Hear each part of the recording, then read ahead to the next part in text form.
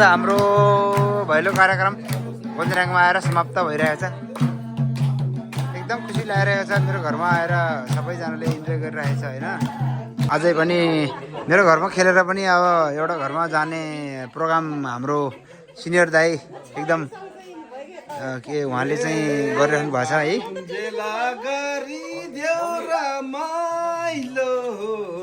कसैले नि नराख मन माइलो